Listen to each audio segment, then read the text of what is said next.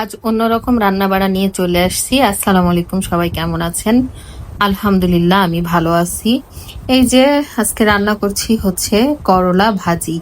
আমার খুবই ফেভারিট একটা খাবার হচ্ছে করলা ভাজি। কে কে এই করলা ভাজি খান? আমার কিন্তু করলা ভাজি খেতে খুবই ভালো লাগে। তো আজ একটা ভিন্ন ধরনের রান্না করব, যে রান্না আসলে বাংলাদেশের মানুষজন খায় না যে তা না। রেস্টুরেন্টগুলোতে অবশ্যই বিক্রি হয়, কিন্তু মানুষ বাসায় খায় না যে তা না, খায়। তবে আমরা হচ্ছে আজকে খাওয়ার সময় খাবো, মানে একটু ডায়েট করার চেষ্টা করছি।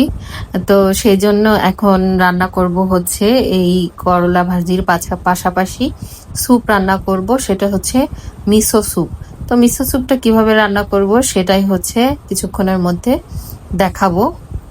এই ভাজিটা শেষ হয়ে গেলেই আমার মিসো স্যুপ শুরু হয়ে যাবে রান্না। তো এই যে আমার মিসো স্যুপ রান্না শুরু। এখন হচ্ছে আমি শুধু একদম সাদা পানির মধ্যে দিয়ে দিচ্ছি হচ্ছে গাজরগুলো। তো গাজরগুলো কেটে রাখা ছিল ডিপে, সেগুলো হচ্ছে আমি দিয়ে দিচ্ছি একে একে তুলে। এই যে আমার গাজর, এই গাজরগুলো কিন্তু আগে ধুয়ে একদম পরিষ্কার করে কাটা ছিল।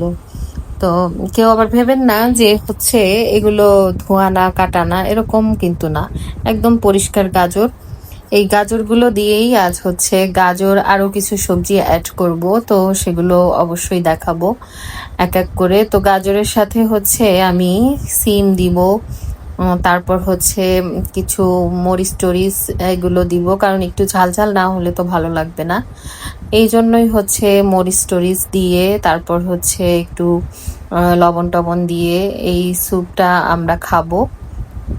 এই স্যুপের সম্পূর্ণটুকুই হচ্ছে গাজর দিয়ে দিচ্ছি, গাজরই খুব বেশি পরিমাণে দেওয়া হয়েছে। এই তো এখন দেখতে পাবেন যে আমি এই যে অ্যাড করে দিছি হচ্ছে সিম। তো এইগুলো হচ্ছে একটু ফুটে ফুটে আসলেই আমি দিয়ে দিব হচ্ছে এই যে স্যুপ।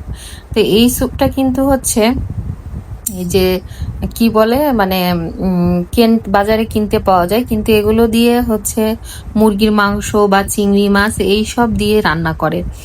তো আমার কাছে যেহেতু ওই যে মানে স্যুপের স্টক যে মানে গুঁড়াটা পাউডারটা সেটা নেই, তারপর হচ্ছে একটা পেস্ট থাকে সোয়াবিন পেস্ট, সেটাও নেই। তো সেজন্য আমি এই স্যুপটা দিয়ে আজকে হচ্ছে ফার্স্ট ট্রাই করছি। তো যদি ভালো লাগে তাহলে অবশ্যই আবারও রান্না করে খাবো। তো এই তো আমার স্যুপ, এই যে আমি নাড়াচাড়া করছি, কালার আসবে তো অবশ্যই, কেবলই হচ্ছে আমি নাড়াচাড়া করতেছি। তো এটা রান্না শেষ হলেই হচ্ছে এটা দিয়ে আমাদের খাওয়া দাওয়া হবে।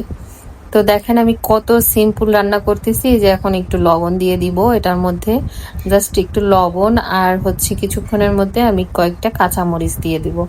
তো এটাই হচ্ছে আমার রান্না। এই ছাড়া কিন্তু এর মধ্যে আর কোনো কিছুই দিইনি, যেমন চিংড়ি মানে মাংস, মুরগির মাংস। তো সবাই ভালো থাকবেন, আল্লাহ হাফেজ।